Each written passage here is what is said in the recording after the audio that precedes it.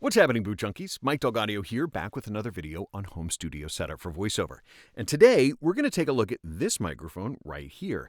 This is the Roswell Mini K87 microphone.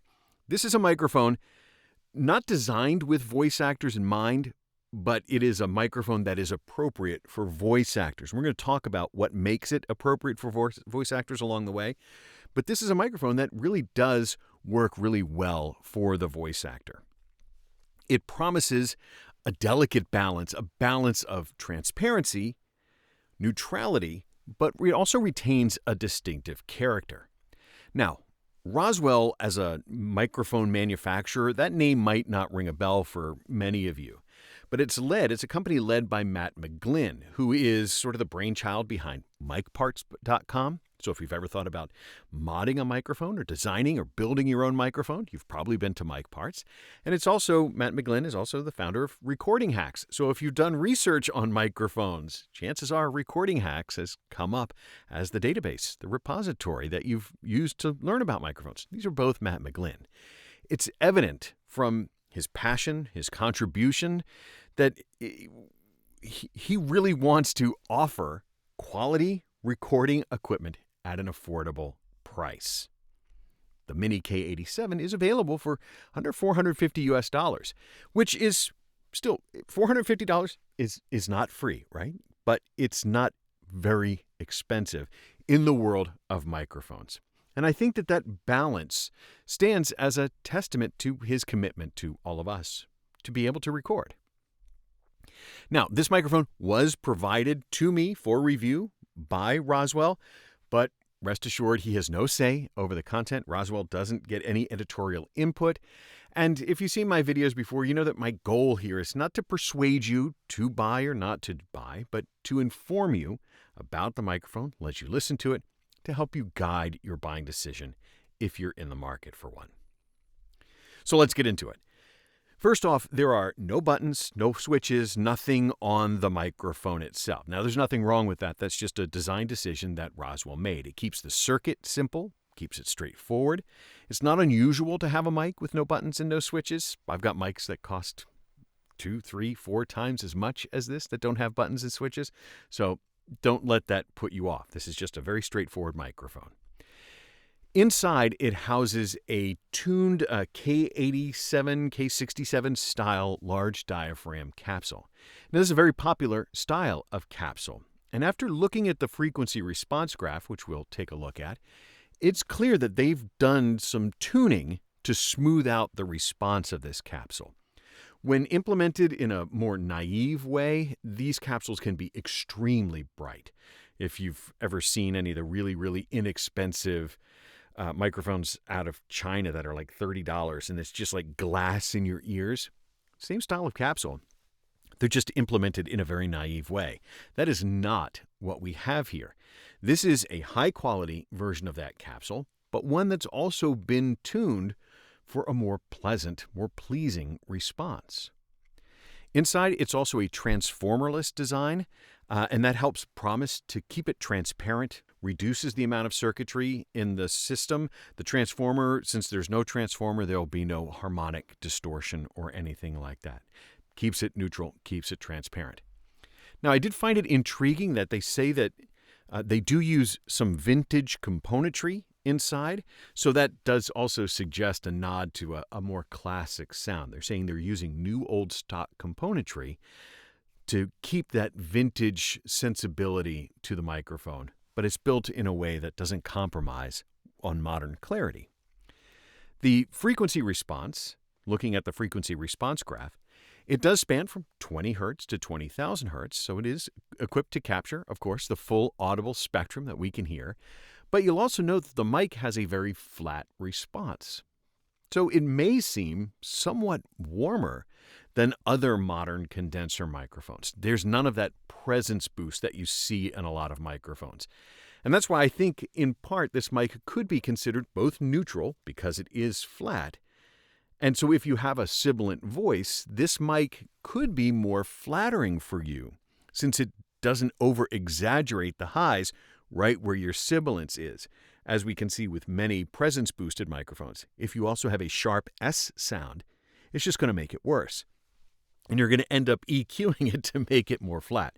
Let this mic take care of some of that for you. Interestingly, it's also a very sensitive mic. It's rated at 14 millivolts per Pascal. This microphone is really adept at recording quieter sources for voice actors. Our voice is actually a relatively quiet source, and it will also sort of capture many of those subtle nuances for us. This means that your performances as a voice actor are captured, in their purest form, without needing excessive post-production tweaks. You may still put in a high-pass filter and other things, but this microphone should be able to capture everything you want, and you won't be doing these huge EQ curves to try and get more out of the microphone. It also has an 82 dBA signal-to-noise ratio, which means that you are getting a clear audio signal with minimal noise interference and so forth.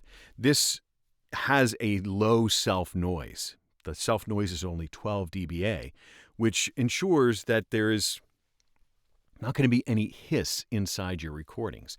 It allows you to capture the quietest details.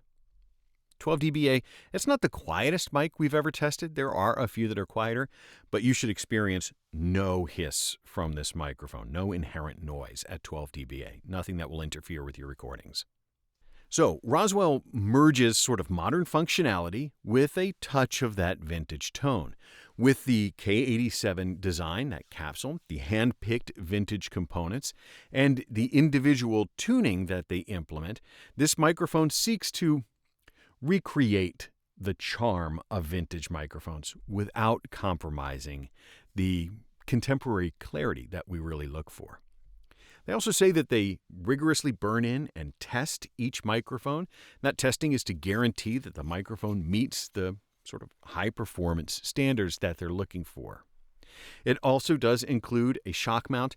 There is a protective sock that the microphone comes in, and it does come with a like aluminum, sort of a flight case. So this microphone will be protected in the long run. We don't often see that in the microphones at this price point. So that is a really nice little value add, a place that you can put the microphone and keep it safe when it's not in use. That is a big deal.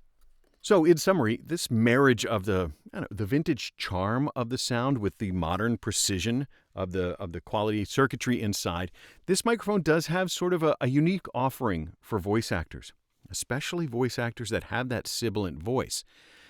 Voice actors that speak very quietly, looking to capture all that nuance. This microphone does offer all of that. So now what I'd like to do is I'd like to give you a comparison of how the Roswell K87, Mini K87 sounds compared to a number of other microphones that have different characteristics that I think will compare and contrast nicely with the K87. So you can get a sense of sort of how this sound is placed within the spectrum of microphones to help you decide if this is the right one for you. The first microphone that I have here, this is the Lewitt 540 Sub-Zero. And the reason I've chosen this one as one of the ones to compare to is because I think that the Lewitt sound has a more modern sound as opposed to a microphone that's sort of pursuing a more vintage sound. I think these two microphones are going to sound different. They're both going to be very detailed. But as we go back and forth, you should notice that I sound a little bit different between the two microphones.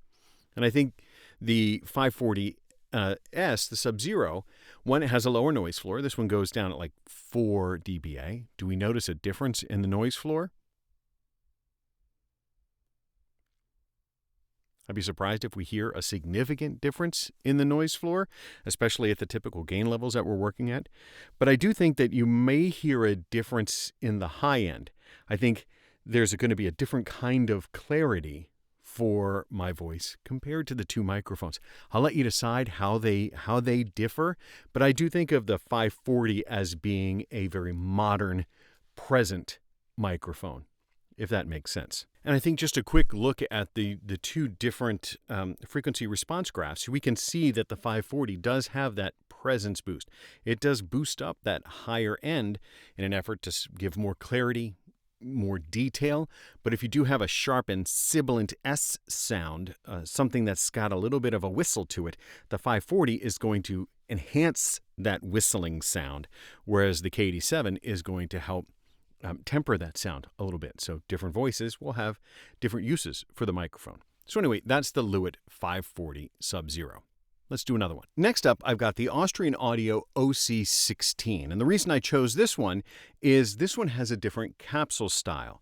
So as opposed to the K87, this one has an edge-terminated CK6 capsule, I think is what it is, modified after the CK12 capsule, which is a different style of capsule. So we may notice that there's a tonality difference between the two microphones. The OC16 also has a little bit of a presence boost as we look at the frequency response graph. So this one may have a slightly different response in the high end. But I do think that the capsules do impart their own sort of flavor to the sound.